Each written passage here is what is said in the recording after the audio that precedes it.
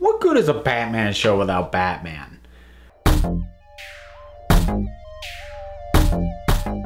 So apropos of, well, not apropos of nothing, the new season starts soon, and I am in the process of hopefully getting all the way through season 3 before season 4 starts airing. I'm working on catching up. But Gotham! I want to talk about Gotham because I feel like various YouTube channels that I watch, various geek podcasts that I listen to, it seems like everybody just kind of beats up on Gotham. It's a punchline. They'll like toss out like, oh, well, at least it's not Gotham, or something to that sentiment. And I love Gotham. And I kind of want to talk about why and why I think this show is awesome. Now, I'm going to preface this but before I get into gushing about it with a couple of things. The first is, I didn't always love Gotham. You go back, I did a tag team review with Ryan Daly for the very first episode. Did not like it. Still don't, actually. Even though I've turned around on the show as a whole, that first episode still not very good.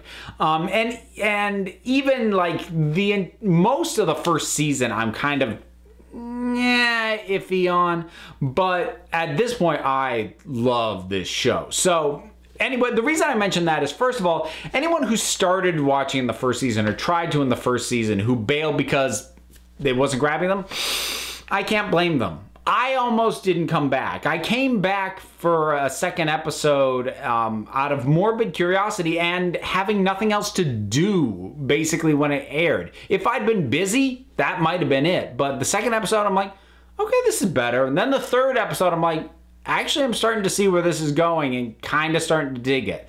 So it just happened to work out well. But anyone who started it and wasn't grabbed by it, I get it, fine.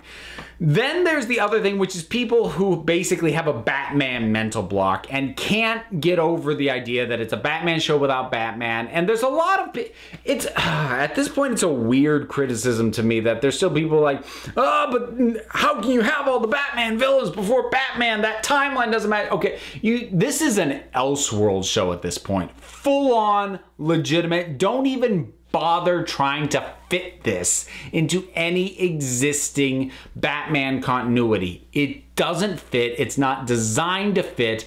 And criticizing it for not fitting an existing Batman timeline is just, you're missing the point. So if you can't get out of that headspace, you're also not going to like this show. And I can't argue with you if that's the case. I mean, there are certain things, certain shows, certain movies that there's like one thing that I can't get over, and that doesn't make them bad. It just makes them something that I can't enjoy. So if people can't get over that concept that this is not ever going to fit in proper Batman continuity, and you need to treat it as an Elseworlds with different spins on stuff, if you can't roll with that, well, you're not going to enjoy it either. But if you can, there is a lot of fun to be had here. So here's why I love Gotham. I'll start with the broadest strokes because I could start to get into, specific characters, performances, episodes, whatever that I really like, and I might mention some of them as I go along. But let me talk the really big broad strokes. First of all, this show is a marriage of two aspects of comic books and superheroes that have been around for a very long time, but are very rarely done together, which is a blending of the dark and the ridiculous. Because as a rule of thumb, when comic books, superhero comic books especially, go dark, go in a direction of, okay, people are going to die, some very nasty things are going to happen, these are dark, damaged characters, that usually means that it goes deathly serious in tone. And there's nothing wrong with that, but that's pretty much the only flavor of dark that you get with superhero comic book stories, whether in the comics themselves or in animation, movies, whatever. But another flavor of comic books is just fun. Just insane fun. This is, people who are nostalgic for like Silver Age stories are all about this. Like, remember when they were fun and just crazy adventures with wacky stuff? Very rarely does fun cross over with dark. And it can be a tough marriage, actually. I think maybe part of the reason it doesn't happen more often is because, frankly, you can get a severe tonal dissonance if you try and marry the two.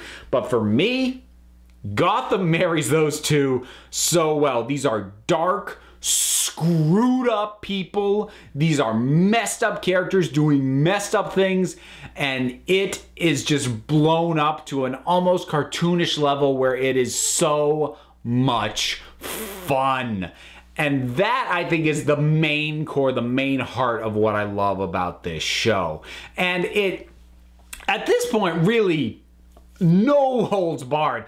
Everything's on the table, no matter how ridiculous. I mean, at this point, we have had Hugo Strange bringing people back from the dead, and we've had Mr. Freeze, and we've had Firefly, we've had Mad Hatter. This thing is not afraid to just dig into the insanity that can exist, but so often gets chucked out, especially in live action adaptations. They're like, it's not grounded enough. It's just a little too goofy. It's like, yes, it's goofy, but you know what? Let's roll with that goofy. And I love that spirit of the show. This show is not afraid of the ridiculous aspects of comic books. And so many adaptations of comics, be it TV or movies, are afraid of the goofiness that is inherent in a lot of superhero stories.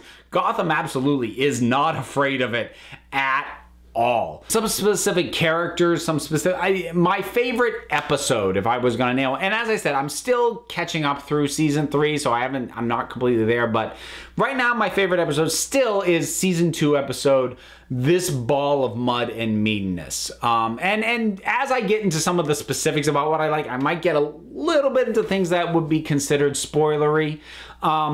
But yeah, that is a thing that might happen. That's your warning. But this is an episode that, again, really balances those elements because it has a great sense of fun in this wonderful Harley Quinn-esque kind of character played by Lori Petty, who's an actress who I love anyways. And then it delves into some real serious, like really well-delivered emotional depths as Bruce confronts the man who killed his parents. And it's a great scene. It's terrific stuff. Love this episode to death. But in terms of some characters who I love Penguin. He is this weird bundle of neuroses and viciousness, and he's opportunistic as heck. And the show has really kind of established that he doesn't have like a multi-layered plan, but he will jump on an opportunity as soon as it's in front of him, and that's how he's moving forward and advancing and amassing power. And then there's Ed, the Riddler. He took a little while to grow on me, and that's kind of a recurring thing. There's a lot of aspects and characters who took a little while to really latch into me, but at this point I love Ed, and I think I've really enjoyed watching him go from just kind of slightly annoying guy who worked for the police and was into riddles, and watching him descend into the Riddler, more or less, as we know him. A character who I hated in the first season, but at this point love. Possibly my favorite character, Barbara Keene. And that's so bizarre for me to say because I could not stand this woman in the first season. But then she went nuts. And then she got fun. Season 3 especially, she's so nuts. It's great. And she's just got this twisted outlook on people and emotions and love, both her own and what she sees other people. And it's just, it's awesome. It's so much fun.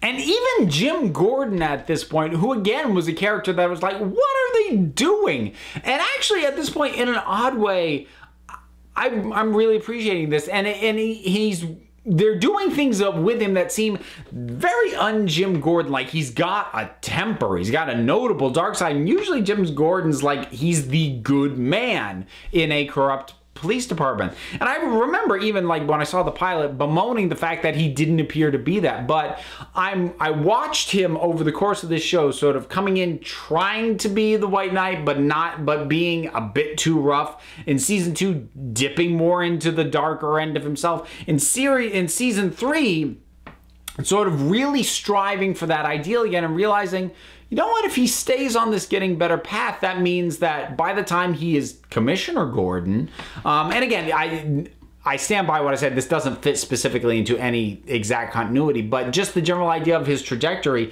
by the time he becomes Commissioner Gordon, he could be Gordon as we know him, more or less, the good man, but now I've seen this dark part of his past that he's had. And it actually occurred to me like, well, you know what? If you told me that this sort of stuff was part of Gordon's backstory and was stuff that he, over time, overcame and looked back on and said, I used to be like this, I don't want to be that anymore, I probably would have gone, yeah, that's fine. And I just had to realize, oh, I'm watching that as opposed to hearing it as a backstory and realizing that he can still end in a place that is Gordon as I already know and love him.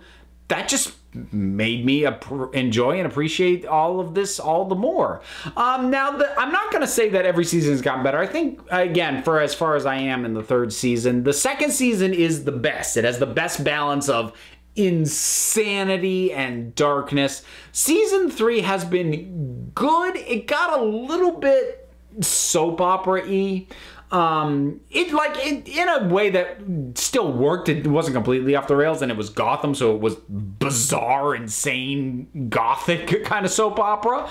But in dealing with sort of the Mad Hatter's plot line, he shows up.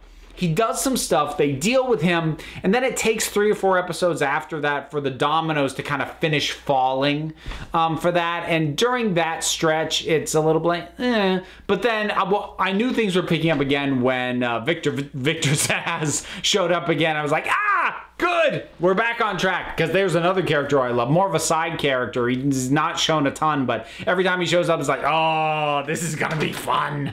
And that is the way I feel when I watch this show. It's like, oh, this is so much fun. And it's okay to laugh at slightly sick stuff, which Gotham kinda is. It's a little sick, but man, do I have fun with this show. And if I haven't decided yet, I'm debating this. If I catch up before the first episode of the new season airs, I might do episode reviews as they air, the way that I normally, historically, have only done for Doctor Who and Game of Thrones. We'll see. That might depend partly on reaction and reception to this video, because maybe nobody cares about my feelings and thoughts on Gotham episodes, but I'm considering it. So those are my thoughts on Gotham. Why Gotham is great. I think it's a great show, and I recognize it is a stupid show. But you know what? A lot of times superhero comic books are stupid, but they can still be awesome. And I feel the same way about Gotham. Those are my thoughts. What are yours? Whatever they are, drop something down in the comments. Let's talk about it. Don't forget to like, subscribe. Check me out on Twitter at Council of Geeks. Give a listen to the Council of Geeks podcast. I'm also one half of the Punch Like a Girl podcast. Both of those are available on iTunes and Stitcher. Would you like me to do episode by episode reviews for Gotham as the episodes air? If you would, definitely let me know that. But in any case, until next time, this council is adjourned.